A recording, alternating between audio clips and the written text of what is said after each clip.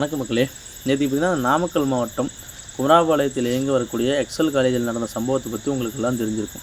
அந்த தனியார் கல்லூரியில் அங்கே விடுதியில் தங்கி படித்த மாணவர்கள் அந்த விடுதியில் கொடுக்கப்பட்ட உணவில் என்ன இலவை கலந்தாங்களே தெரில. 400 பேர்த்துக்கு மேலே மயக்கம் அடைஞ்சிட்டாங்க.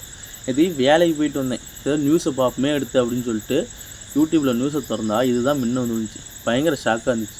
இதில் உணவு பாதுகாப்புத்துறை அதிகாரிகள்லாம் என்ன சொல்கிறாங்கன்னா, அந்த உணவு சமைப்பாங்கள்ல இடம், சமையற்கூடம், அது வந்து சமைக்க தகுதியே இல்லாத இடம் அப்படின்னு சொல்லிட்டு சொல்கிறாங்க. இது மட்டும்தான் அப்படி இருக்கான்னு பார்த்தீங்கன்னா, தண்ணியுமே வந்து குடிக்க தகுதியற்றது அப்படின்னு சொல்லிட்டு சொல்கிறாங்க. தொட்டிலாம் கழுவாத புழு பூச்சிலாம் இருக்குது அப்படின்னு சொல்லிட்டு சொல்கிறாங்க. இந்த சம்பவம் இப்படி போயிட்டுருக்க கல்லூரி நிர்வாகம் பார்த்தீங்கன்னா மாணவர்களுக்கு விடுமுறை கொடுத்து, நீங்கள் போயிட்டு வாங்கப்பா, 4-5 நாள் விடுமுறை கொடுத்து போயிட்டு வாங்கப்பா, அடுத்தப்போ காலேஜுன்னு குறுஞ்செய்தி அனுப்புவோம் அப்படின்னு சொல்லிட்டு அனுப்பிவிட்டாங்க. லீவு கொடுத்து அனுப்பிவிட்டாங்க. இதில் நமக்கு என்ன கேள்வி இருக்குதுன்னு பார்த்தீங்கன்னா, இந்த கல்லூரி நிர்வாகத்துக்கிட்ட ஏதாவது கல்வி சேவையை செய்கிறீங்க, நடுத்தர மாணவர்களுக்கும் ஏழை எளிய மாணவர்களுக்கும் இலவச கல்வி கொடுப்பீங்க. இலவச கல்வி கொடுத்தா கூட இதுமாரி அடிப்படை தேவையான உணவு தண்ணீரில் வந்து கைய வைக்க மாட்டாங்க. பல லட்சக்கணக்கில் காசு வாங்கிட்டு இயங்க வரக்கூடிய அந்த நிர்வாகம், இப்போ அந்த கல்லூரி நிர்வாகம் கிட்டத்தட்ட 5000 மாணவர்களுக்கு மேலே படிக்கக்கூடிய அந்த கல்லூரி நிர்வாகத்தில் எப்படி உணவு தண்ணீர் இந்த அடிப்படை தேவையில் இவ்வளோ மோசமாக பண்ணியிருக்காங்க இந்த கல்லூரி நிர்வாகம் அப்படிங்கும்போது ரொம்ப வந்து வருத்தமளிக்கக்கூடிய செய்தியாக தான் இருந்துச்சு இந்த செய்தியை பார்க்கும்போது. இதில் வந்து இந்த கல்லூரி நிர்வாகத்து மேலே எவ்வளோ குறை சொல்கிறோமோ அதே போல் அரசாங்கத்து மேலேயே நம்ம குறை சொல்கிற நிலைக்கு இருக்கும்.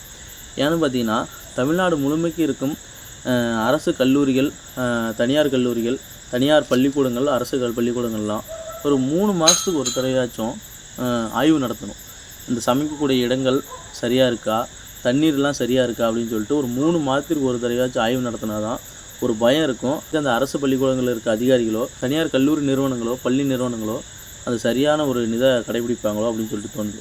நியூஸில் பார்க்கும்போதெல்லாம் பார்த்தா பூனையெல்லாம் ஓடிட்டுருக்கு. அது என்னப்பா பூனையெல்லாம் இருந்தால் என்ன பண்ணு கூட கேட்பீங்க.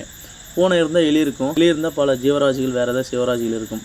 அதில் ஏதோ ஒரு சிவராசிகள் இருந்து ஏதோ அந்த சமைக்கக்கூடிய உணவில் விழுந்து தான் மாணவர்களுக்கு ஏதோ இதாகி இப்போ மயக்கம் அடைஞ்சிட்டாங்க. இதில் உங்களுடைய கருத்து என்ன அப்படிங்கிறத கீழே கமெண்ட்ஸை சொல்லுங்க மக்களே.